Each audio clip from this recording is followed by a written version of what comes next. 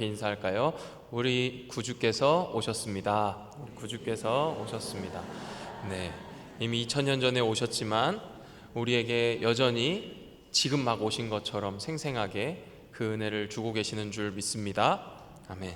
네, 지난주 우리는 말의 중요성에 대해서 생각했습니다. 말이 얼마나 중요한지 두 번, 세 번 강조해도 우리에게 지나치지 않을 말씀을 들었죠. 그리고 그것과 더불어서 혀를 길들이는 것이 얼마나 어려운지도 생각했습니다. 우리 최성은 목사님께서 창조의 원리로 잘 설명해 주셨죠. 12절 말씀, 지난 말씀 12절 말씀을 우리 함께 읽어보겠습니다. 제가 읽겠습니다. 내 형제들아, 어찌 무화과 나무가 감람 열매를, 포도나무가 무화과를 맺겠느냐. 이와 같이 짠물이 단물을 내지 못하느니라. 각종 씨 맺는 열매들이 자신의 열매를 맺을 수밖에 없듯이 하나님의 자녀인 우리, 또 그러한 종류로 창조된 우리도 우리에게 어울리는 말을 해야 한다, 이런 이야기를 해주셨어요. 그리고 이어지는 13절부터 18절 말씀을 통해서 야고보는 말이라는 주제를 지혜로 확장시키고 있습니다. 사실 야고보는 여러 가지 주제를 이 야고보서에서 다루고 있는 것처럼 보이지만 이 여러 가지 주제들이 마치 목걸이에 구슬이 걸려 있는 것처럼 하나의 주제에 이 여러 가지 주제를 달아놓고 있어요. 차별, 말, 지혜, 거룩, 부요함, 기도 같은 주제가 1장에서 말하는 믿음과 행함이라는 그 큰 줄기에 걸려있다 해도 과언이 아닙니다. 오늘 다루고자 하는 지혜 역시도 이 1장 5절에서 이미 언급된 바가 있는데요, 1장 5절 말씀을 우리 같이 읽어보겠습니다. 시작. 너희 중에 누구든지 지혜가 부족하거든 모든 사람에게 후히 주시고 꾸짖지 아니하시는 하나님께 구하라. 그리하면 주시리라. 네, 이미 야고보서가 1장에서 이 지혜를 하나님께서 주신다, 이렇게 말씀하고 있습니다.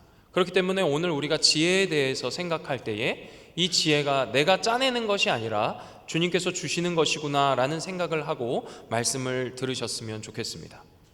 이 지혜를 누구에게 구하라고 말하고 있습니까? 하나님께 구하라고 말해요. 하나님께서 어떻게 지혜를 주시는지 1장 5절에서 몇 가지 특징을 발견하게 되는데, 첫째로 하나님은 모든 사람에게 주신다 말합니다. 여기 모든 사람은 우리가 잘 이해하셔야 되는데, 이 모든 사람은 지혜가 부족하다고 느끼는 모든 사람이 아닙니다. 여러분, 살아가다 보면 지혜가 부족하다고 느낄 때 많이 있지 않습니까? 믿는 자나 믿지 않는 자나 모두 다 지혜가 부족하다고 느끼는 때가 있습니다. 그런데 여기 이 모두에게라는 말은 이런 모든 사람을 얘기하는 것이 아니에요. 단지 지혜가 없어, 나는 지혜롭지 못하다고 생각하는 그런 사람들이 아니라 그렇게 지혜가 없다고 느끼는 가운데 하나님께 구하는 모든 사람들을 얘기하는 겁니다. 나는 지혜가 없어, 그러니 하나님께 지혜를 구해야지 라고 생각하는 모든 사람에게 지혜를 주신다는 말씀이에요. 두 번째 특징이 뭡니까? 하나님께서는 꾸짖지 않고 주시는 분이라고 합니다. 하나님께서는 스스로 지혜가 없다 생각하는 사람들에게 지혜를 주시는데 꾸짖지 않고 주시는 분이세요. 왜 그것밖에 못하냐고, 왜 그 정도밖에 못 사냐고 우리를 꾸짖으시면서 옛다 받아라 하시면서 주시는 분이 아닌 줄 믿으시기 바랍니다. 세 번째 특징을 보니까 하나님께서는 후히 주시는 분이랍니다. 하나님께서는 찔끔찔끔 우리에게 주시면서 어디 이만큼 줬으니까 자 따라와봐 하시는 분이 아니에요. 세상을 지으실 때 아담과 하와에게 풍족하게 주셨고요, 아브라함에게는 바다의 모래와 같이 하늘의 별과 같은 이 자녀들을 약속하셨습니다. 하나님께서는 늘 우리에게 후히 주시는 분이시라는 거예요. 무엇보다도 십자가에서 이루신 놀라운 그 생명의 복을 생각해 보십시오. 하나님 자신이 사람이 되셔서 그 전부를 우리에게 내어주시지 않았습니까? 그래서 중세 신학자 가운데 많이 들어보셨겠지만 아퀴나스라는 사람은 이런 말을 노래로 남겼습니다. 그분의 단 한 방울의 피로도 온 세상의 모든 죄를 구원하기에 충분하다. 피를 다 흘리실 필요 없이 단 한 방울만 돼도 이 온 세상의 모든 인류의 죄를 사하시고도 남으실 분이신데 그분은 우리를 위해 온몸을 주셨다고요. 그래서 종교개혁자들은 이것을 인용하면서 이렇게 말합니다.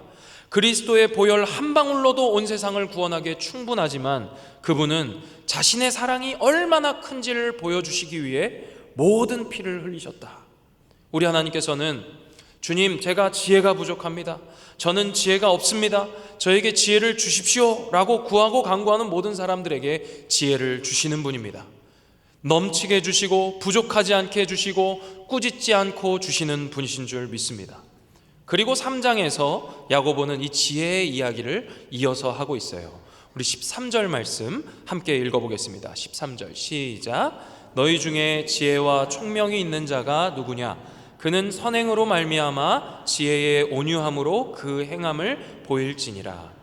너희 중에 지혜와 총명이 있는 사람 있으면 좀 알려줘라, 이런 말이에요. 그런 사람 있으면 좀 보여줘라, 이런 말이죠.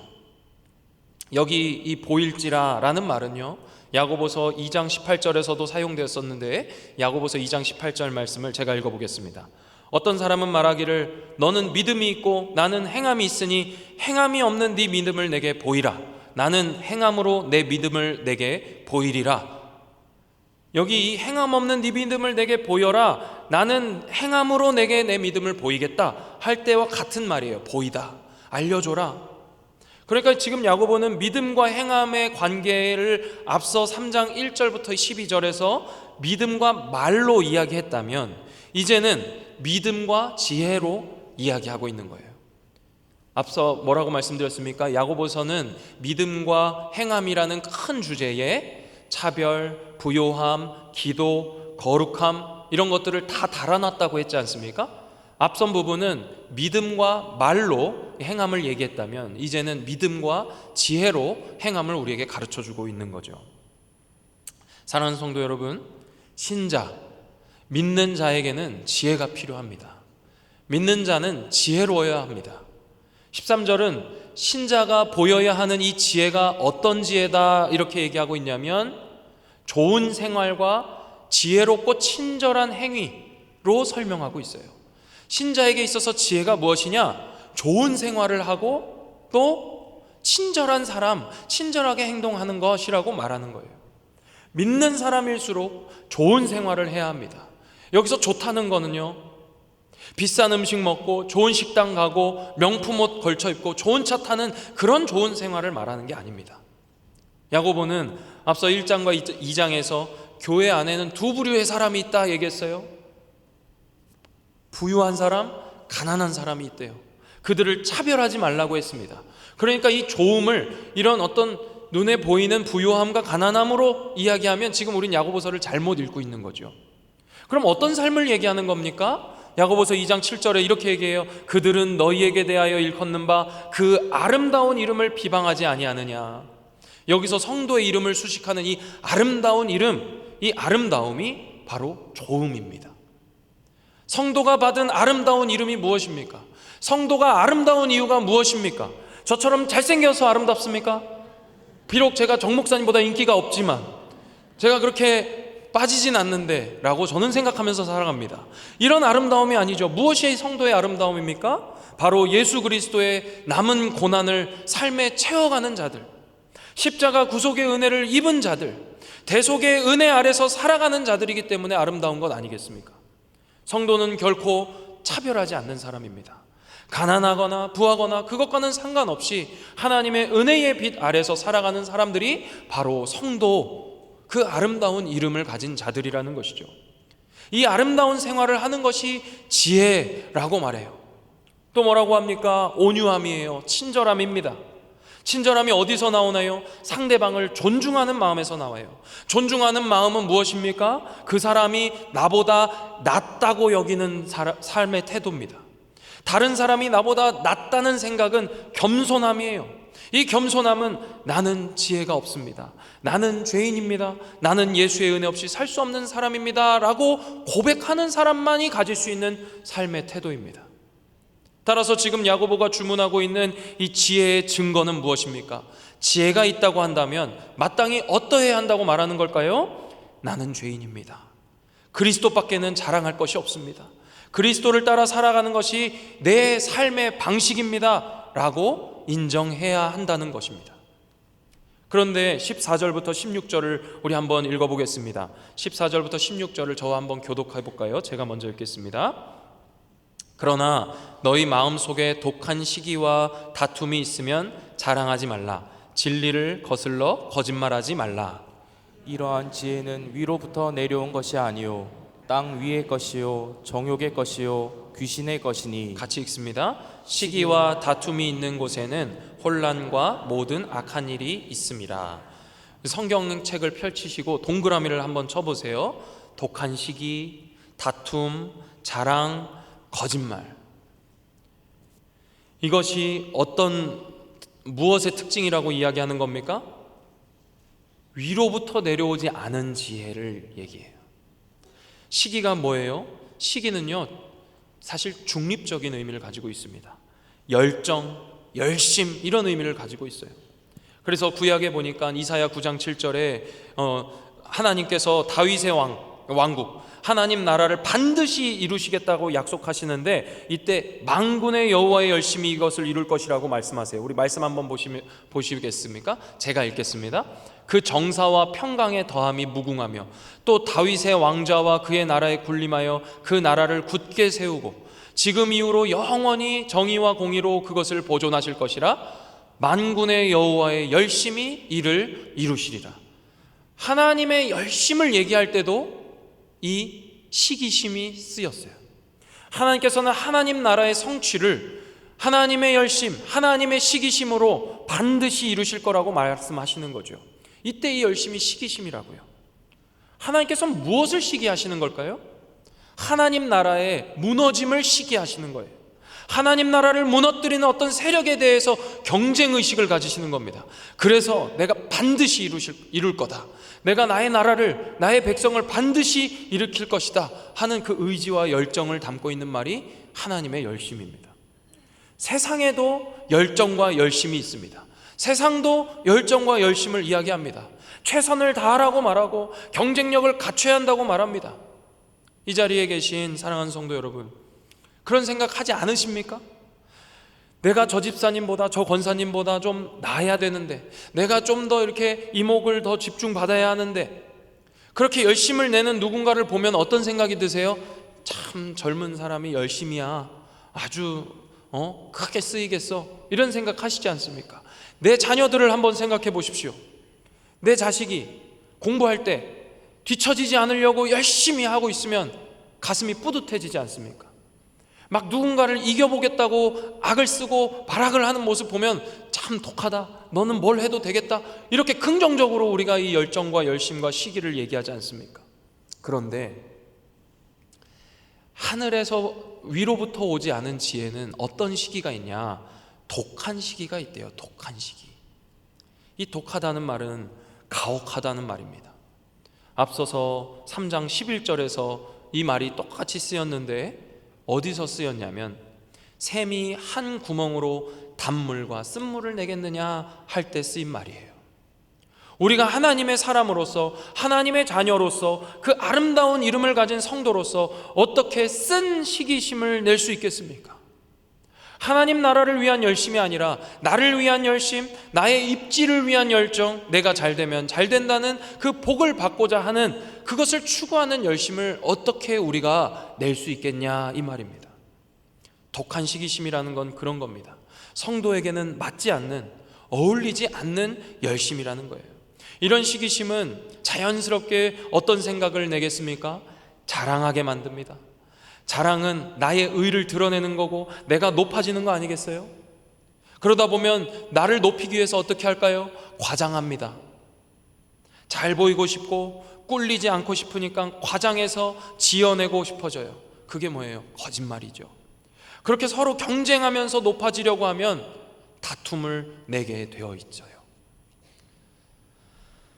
이쪽에서 뭐 잘못했다고 고발하면 저쪽에서도 나옵니다. 저쪽이 잘못했구나 해서 저쪽을 막 파다 보면 이쪽은 아니겠지라고 좋은 마음을 가지고 있었는데 이쪽도 똑같습니다. 뭐예요? 다툼이에요. 너 한번 털어보자. 너는 잘났냐? 멀리 안 가도 됩니다. 우리 안에도 이런 갈등이 있어요. 남 이야기 좋아하는 사람들 잘 관찰해 보십시오. 남 이야기 하는 거 좋아하는 사람들 옆에서 잘 관찰하시면 그 사람도 똑같은 사람이라는 걸 발견하게 됩니다. 남 이야기 뒤에서 헐뜯고 없는 얘기 만들어서 과장하고 부풀리고 한 사람 관찰해 보세요. 그 사람들 눈에 야, 저 사람이 더 자기 눈에 들보가 있구나 하는 것을 발견하실 거예요. 그런데 어떤 사람이 지혜로운 사람인 줄 아십니까? 그렇게 사람들 관찰하고 다니는 사람이 지혜로운 게 아니라 그렇게 사람들을 보다 보니까 아이고, 내가 그 사람이구나, 내가 바로 그 사람이었구나 라는 걸 깨닫는 지혜가 은혜인 줄 믿으시길 바랍니다. 15절은 이어서 이렇게 말합니다. 15절 함께 다시 읽어보겠습니다. 15절입니다. 시작. 이러한 지혜는 위로부터 내려온 것이 아니요 땅 위의 것이요 정욕의 것이요 귀신의 것이니. 14절에서 말하는 이런 행동들은요, 위로부터 내려온 것이 아니라고 말해요. 위로부터 내려온 것이 아니라 땅 위의 것이라고 합니다. 땅 위의 것. 땅 위의 것이라는 말은 실제로는 한 단어로 쓰였습니다. 땅, 위, 이렇게 다른 단어로 쓰인 게 아니라 한 단어로 쓰였어요. 그래서 이것은 땅에 속한 것이라는 말이에요. 땅의 속성을 가졌다는 말입니다. 땅의 속성을 가졌다는 게 무슨 말입니까? 이거는 마르고 시드는 속성을 가졌다는 말입니다. 끝이 있다는 거예요. 한계가 있다는 말입니다.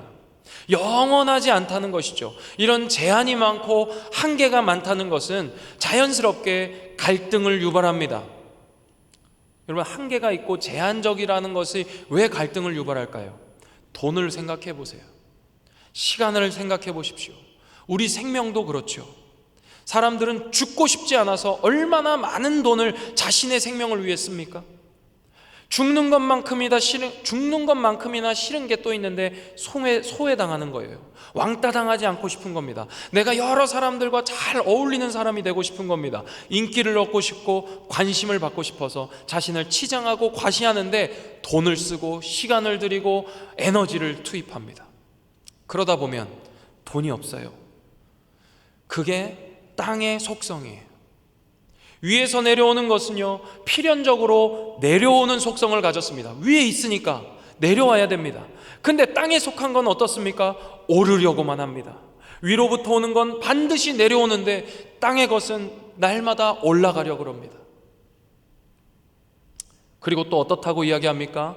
이런 태도는 땅에 속하기만 한 게 아니라 정욕적이라고 얘기해요. 이 정욕적이라는 말은 육체적이다라는 뜻이에요. 육체적인 것, 육에 속한 것, 내 몸을 위하는 것, 내 생명을 위하는 것을 말해요. 영적인 것과 반대되는 말이죠. 그리고 15절은 점점점 그것을 강하고 반복적으로 얘기하면서 더 구체적으로 그 속성을 드러내고 있는데 무엇이라고 얘기합니까? 귀신의 것이라고 얘기합니다. 지혜롭다는 건 그리스도의 뜻을 따라 사는 삶의 방식을, 그리스도를 쫓아 살아가는 그 삶을 의미한다고 말했는데, 독한 시기심, 다툼, 거짓, 자랑, 이런 방식으로는 그런 방식으로 사는 삶을 부추기고 그거의 지혜라고 말하는 것은 결과적으로 무엇입니까? 마귀적이다라는 거예요. 여기 쓰인 이 귀신의 것이라는 말, 이거는요, 사탄이랑은 다른 말이 쓰였습니다. 사탄은 성경에서 참소하는 자, 고발하는 자, 이런 뜻인데, 여기서 이 귀신의 것은 이런 사탄이 아니라 신앙을 의미해요. 신앙, 종교다 이거예요. 그래서 마치 이런 지혜를 쫓아가는 것은 우상 숭배하는 것이다 라고 말을 바꿀 수도 있는 겁니다. 실제로 그렇죠. 세상이 이러저러한 소리로 우리를 얼마나 시끄럽게 떠들어댑니까? 부자가 되는 법, 성공하는 법, 잘 되는 법, 잘 사는 법, 이런 게 얼마나 많아요. 여러분, 다이어트 하는 방법도 정말 많습니다. 건강해지는 비결도 많아요. 이거 먹으면 날씬해진다, 이거 먹으면 바로 건강해진다, 이거 먹으면 바로 튼튼해진다. 여러분, 그거 다 먹으면 살찝니다. 그거 다 먹으면 살 안 빠져요. 입맛이 막 돌아요. 세상에 정말 다양한 소리들이 있습니다. 그래서 입시 경쟁하는 자녀들도 한번 보십시오. 손주들 한번 생각해 보세요. 수시 전형이 다양해졌대요. 그러니까 네가 잘하는 거 하나만 찾으면 대학 가는 거 쉬워졌다, 이렇게 얘기합니다. 그런데 우리 청소년들은요, 그걸 다 해야 될 걸로 생각해요. 이것도 안 하면 안 될 것 같고, 저것도 안 하면 안 될 것 같고, 쟤는 저것도 잘하고 이것도 잘하는데 내가 하나만 해서는 되겠나, 이거저거 다 준비하다가 아무것도 못하게 되는 아이들이 얼마나 많은지 몰라요. 어디로 가야 할지를 모릅니다. 세상의 여러 소리들을 귀 기울여서 살다 보면 내가 어디로 가야 될지를 몰라요. 그렇게 각자의 신앙이 생겨버립니다. 성공 신화를 만들어냅니다. 그리고 그 후기를 쫓아갑니다. 누가 저거 했다더니 이렇게 됐다더라. 너도 저거 하면 이렇게 될 거야. 이번 정권에서는 이 종목에 투자해야 돼. 금값 내려가니까 이제 그 남은 돈 여기다 쏟아야 돼. 그렇게 해서 부자가 된 사람들의 후기라도 보면 우리 마음이 살랑거리죠. 내가 지금 너무 은혜 하다가 뒤처지고 있는 건 아닌가? 하나님 하다가 내가 내 노후도 지금 걱정 안 하고 사는 건 아닌가? 불안하게 만들잖아요. 여러분, 우리 이 자리에 계시는 성도님들 문자로 스팸 많이 오죠. 대출 받으세요. 이번 주 로또 당첨번호 여기 누르세요. 이거 누르시면 안 돼요. 링크 들어가시면 다 보이스피싱이에요. 링크는 하나만 누르시면 돼요. 쑥과나무 프로젝트 미가서 산책, 요것만 누르시면 돼요. 다른 링크 누르시면 안 된다. 우리는 그것으로 마음이 향한단 말이에요. 그래서 이런 지혜는 어떤 결과를 낳냐면 16절입니다. 16절 말씀 제가 읽어보겠습니다. 시기와 다툼이 있는 곳에는 혼란과 모든 악한 일이 있다. 혼란과 악한 일이 있다고 말해요. 혼란이라는 말은요, 표면적으로는 고정되지 않은 상태를 말합니다.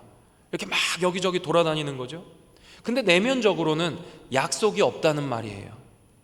우리말로 혼란, 국어사전에 찾아보니까 뒤죽박죽, 질서가 없다라는 뜻이에요. 뒤죽박죽, 어지러운 상태입니다. 또 악한 일이라는 말은요, 가치가 없다는 말입니다. 이 두 가지 의미는요, 창조를 생각할 때 우리가 더 분명히 이해할 수 있습니다. 창조 질서의 기초에서 말하고 있는 이 야고보의 생각을 따라서 우리가 생각해 보자면, 이 악하고 혼란스러운 것은 반창조적인 상태예요. 이것은 반하나님적이다라고 얘기할 수 있습니다. 하나님께서는 모든 피조세계를 질서정연하게 만드셨고 때를 따라 아름답게 창조하셨는데, 땅에 속한 지혜는 하나님을 대적하고 약속을 받지 못해서 가치 있는 것을 무가치한 것으로 뒤바꾸는 행위라고 말합니다. 질서와 가치는 늘 공존합니다. 질서 가운데서 그 각각이 의미를 가지고 가치를 갖게 되어 있어요. 바다가 바다의 자리에 있고 산이 산의 자리에 있을 때 그것이 바다, 아름다운 바다이고 그것이 아름다운 산이죠. 산과 바다가 뒤집어지는 게 뭡니까? 그게 지진해일이에요. 그게 아름답다고 이야기하는 사람 없잖아요. 우리는 이런 신학을 로마서에서도 만납니다. 로마서 1장에 보니까 순리를 영리로 사용하는 것은, 그것을 그렇게 부끄러운 욕심에 내버려 두는 것 자체가 하나님의 심판이다 말씀하셨어요. 우리가 관찰하는 이 세상의 부조리함, 죄로 인해서 어그러진 이 무질서와 혼돈의 모습은요, 죄 때문에 일어난 일이지 하나님이 그렇게 만드신 것이 아니에요. 신앙생활이라는 건 이런 무질서한 세상 속에서 질서를 이야기하시는 하나님의 말씀을 순응하며 살 것이냐 말 것이냐 투쟁하는 것입니다. 그래서 우리는 여러 말들과 세상이 말하는 다양한 신화에 귀를 기울여서는 안 됩니다. 그렇게 되면 우리 삶은 무질서해지고 결국에는 아름다운 이름의 그 가치마저도 흔들리게 될지 몰라요. 그렇기 때문에 우리는 17절과 18절 말씀에 귀를 기울여야 합니다. 17절 18절 말씀 저와 함께 읽어보겠습니다. 시작. 오직 위로부터 난 지혜는 첫째 성결하고 다음에 화평하고 관용하고 양순하며 긍휼과 선한 열매가 가득하고 편견과 거짓이 없나니 화평하게 하는 자들은 화평으로 심어 의의 열매를 거두느니라. 세상이 제 아무리 많은 소리를 내더라도 우리는 오직 위로부터 난 지혜를 구해야 합니다. 세상은 많은 이야기를 하지만 우리는 오직 위로부터 난 지혜를 구해야 합니다. 쭉 땅에 속한 지혜에 대해서 이야기하던 야고보가 우리의 눈을 하늘로 향하게 하고 있어요. 위로부터 난 지혜의 특징이 무엇이라고 이야기합니까? 첫째, 순결하다 말합니다. 여기서 첫째라는 말은요, 그 다음 둘째, 셋째 이게 아니라 우선순위를 얘기합니다. 우선순위. 이것이 우선한다라는 말이에요. 순결하다는 건 거룩하다는 겁니다. 거룩이 무엇입니까? 하나님께서 내가 거룩하니 너희도 거룩하라 말씀하실 때의 거룩이죠. 하나님의 속성입니다. 그렇기 때문에 위로부터 난 지혜는 하나님다움이에요. 세상과 구별되는 것입니다. 하나님적이에요. 하나님적이라는 말이 뭐예요? 하나님같이 생각하고 하나님처럼 바라보고 하나님과 같이 행동하는 것을 의미합니다. 이 지혜를 따르는 자는 순결한 자들입니다. 역으로 순결을 쫓아 사는 것이 지혜의 출발인 줄 믿습니다. 이렇게 순결한 하나님의 자녀답게 산다는 것과 더불어서 나머지 7가지가 나열되고 있습니다. 화평, 관용, 양순, 긍휼, 선한 열매, 편견 없음, 거짓 없음. 화평이라는 말을 우리 하나씩 좀 살펴볼 텐데, 화평이라는 말은 조화로운 상태예요. 무질서와는 반대말이죠. 관용과 양순이 뭡니까? 친절하고 양보하는 겁니다. 순종하는 것이고 사리 분별을 잘한다는 말입니다. 요즘 시대를 한번 생각해 보세요. 사리에 맞지 않은 일들이 일상화되고 친절하고 양보하기보다는 먼저 되고 싶어하고 우선되고 싶어하는 경향이 얼마나 많습니까? 조화로움은 내가 나를 주장해서는 결코 이룰 수 없는 열매예요. 화평은 내가 관용하고 양보하고 상대방을 배려하고 이해하려고 하지 않으면 나타나지 않는 신자만이 가지고 있는 특징입니다. 이 시대를 보십시오. 긍휼이 사라졌습니다. 은혜는 은혜의 방식으로만 전달되는데, 우리가 모두 은혜의 수혜자라는 의식을 갖기보다는 내가 은혜의 시혜자인 것처럼, 내가 은혜를 내려주는 사람인 것처럼 살고 있는 시대 아닙니까? 이런 방식으로는요, 선한 열매를 맺을 수가 없습니다. 왜 여기서 열매라는 은유를 사용했을까요? 열매는 늘 그 속에 씨앗을 품고 있죠. 그래서 열매는 열매로 끝나지 않습니다. 항상 그 열매 안에 있는 그 씨앗을 보면서 다음을 생각하게 만드는 게 바로 이 열매의 은유예요. 열매는 그 자체로 다음을 기약하고 있습니다. 선을 낳습니다. 우리의 친절과 자비의 사슬이 계속될 때 주의 자비와 인애 역시 우리의 선행을 통해서 드러난다는 사실을 믿으시기 바랍니다. 또 위로부터 난 지혜는 편견이 없고 거짓이 없다고 말합니다. 편견이 없다, 거짓이 없다, 이 말은요, 판단하지 않는다는 뜻이에요. 판단하지 않는다. 그래서 사도 바울이 고린도전서 4장에서 뭐라고 얘기합니까? 나도 나를 판단하지 않는다 이야기합니다. 우리를 판단하실 분은 우리 하나님밖에 없다는 거예요. 우리 주님만이 우리를 판단하신다는 사실에 신뢰를 보내드리는 자세, 그것이 신자만이 가질 수 있는 독특한 자세입니다. 그것이 지혜예요. 내가 모든 걸 판단하고 옳고 그름의 기준을 내게로 돌리려는 것만큼 오만하고 교만한 태도가 없습니다. 그런데 우리는 얼마나 자주 그렇게 행동하고 그렇게 판단하면서 살아가나요? 저는 정말 그렇게 살 때가 많아요. 저희 집에 하나님의 자리를 내가 차지하려고 할 때가 많습니다. 그래서 아이들을 막 혼내다 보면 아이들이 보기에 우리 집의 주인이 하나님이 아니라 아빠인 것처럼 생각되는 건 아닐까라고 생각될 때가 많습니다. 그럴 때면 저희 아내가 조심스럽게 뒤에 이렇게 얘기합니다. 아까 너무 지나쳤어. 그 정도까지 할 건 아니었어. 그러면요, 제가 처음에 화가 막 날 때는 그것도 안 들립니다. 아니야, 혼나야 돼. 버릇을 고쳐야지. 아유 정말 이러면은 화가 좀 가라앉고 나서 잠시 시간이 지나면 내가 또 우리 집에서 하나님 노릇을 하려고 했구나 라고 생각이 들 때가 있어요.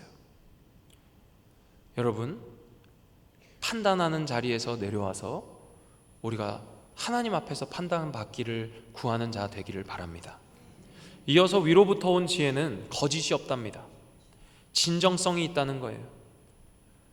이 진정성이 있다는 말은 다시 처음으로 돌아와 거룩으로 연결이 됩니다.